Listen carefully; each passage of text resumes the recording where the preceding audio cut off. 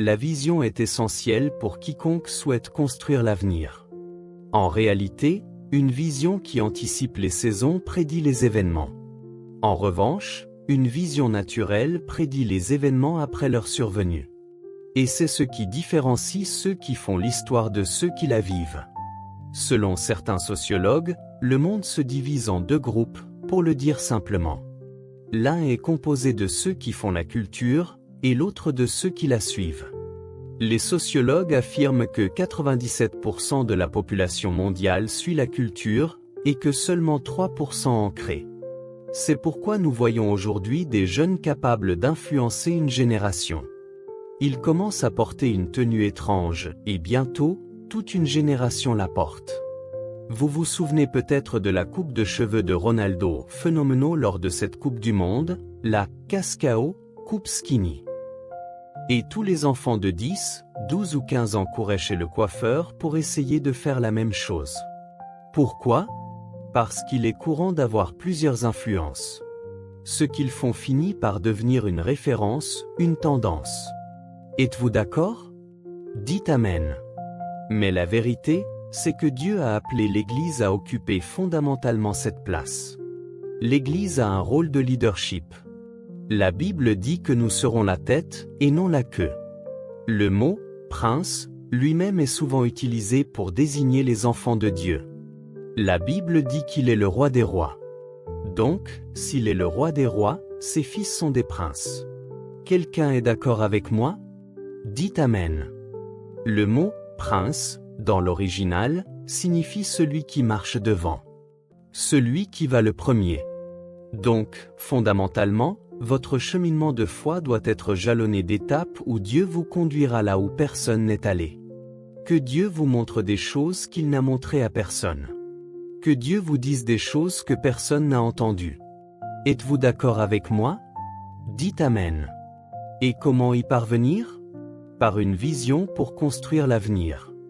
Je voudrais aborder 2 points fondamentaux pour que nous puissions expérimenter les miracles que Dieu nous réserve. Le premier pilier que je souhaite partager avec vous est que pour porter cette vision qui construit l'avenir, nous devons la discerner. Parle-moi, j'ai besoin de discerner la vision. Une vision floue est aussi grave que pas de vision du tout. Le problème, c'est qu'en essayant d'approfondir ce que nous n'avons pas encore discerné, nous finissons par accroître la confusion. Il a dit, tu commences à discerner certaines choses que Dieu te dit, mais elles restent confuses. Alors, laisse-moi te donner un conseil. Et je voulais que vous méditiez sur ce conseil, car il pourrait s'avérer pertinent pour votre cheminement de foi.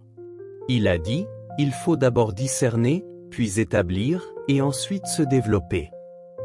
C'est la même chose pour toute entreprise, pour toute société, pour tout homme de Dieu. Car si je commence à m'étendre avant de discerner, je risque de semer la confusion.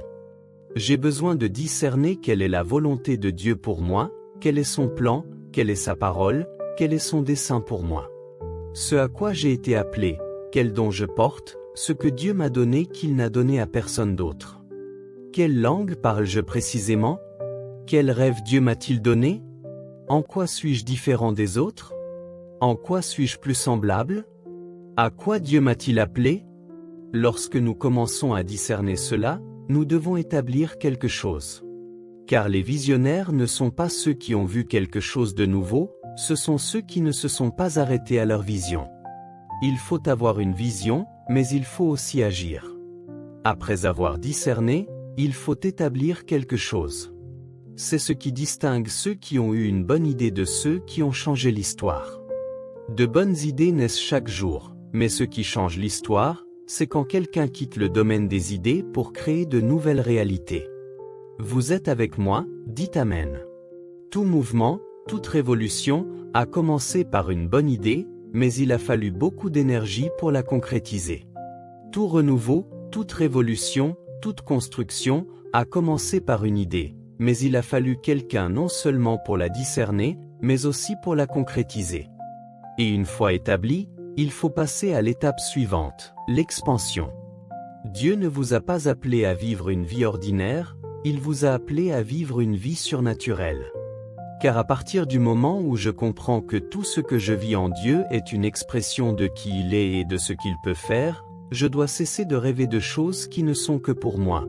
Je dois commencer à rêver de choses qui ne sont que pour lui.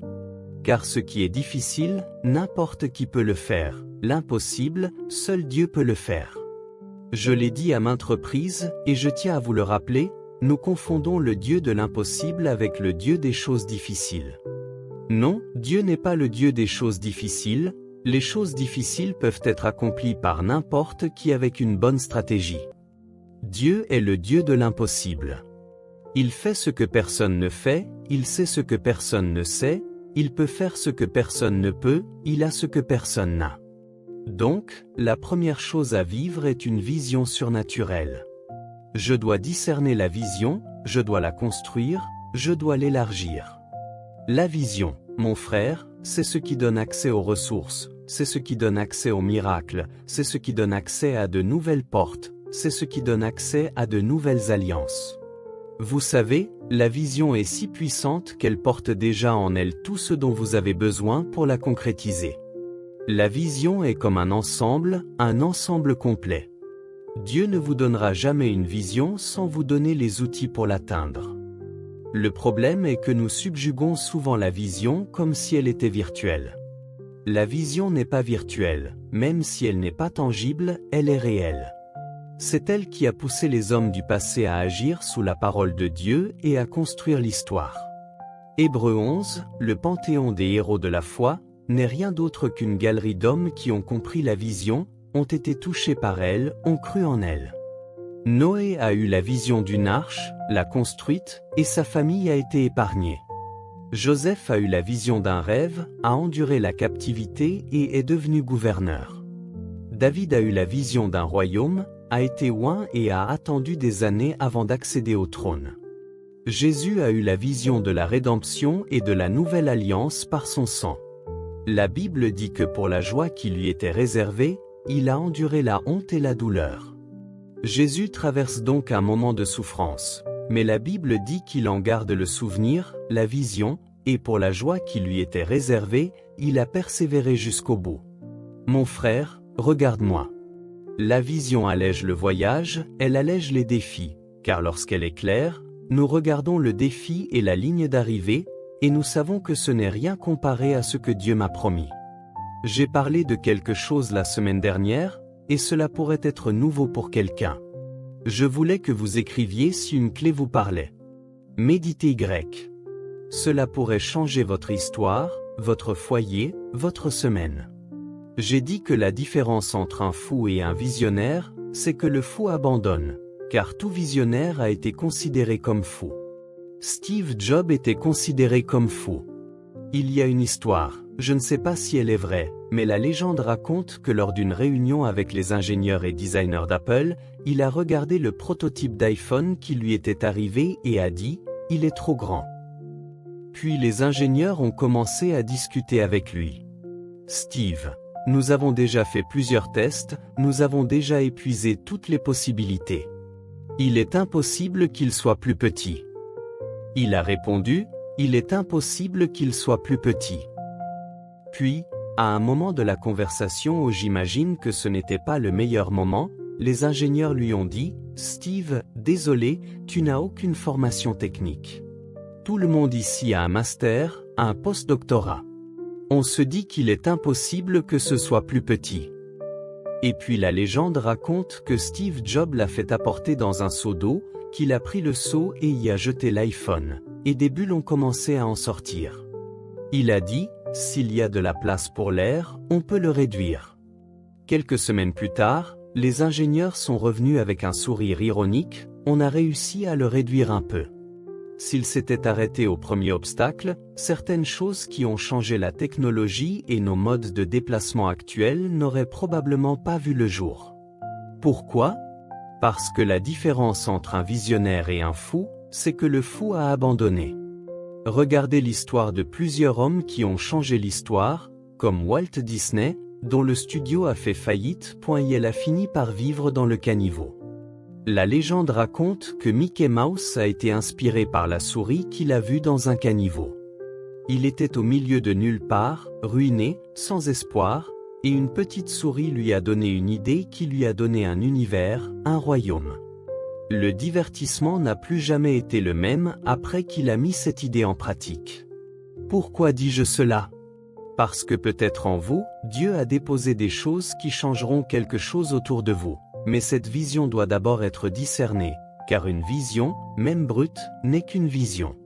Une vision floue n'est qu'une vision, mais une vision claire, frère, tu vois quelqu'un qui comprend ce que Dieu l'a appelé à être.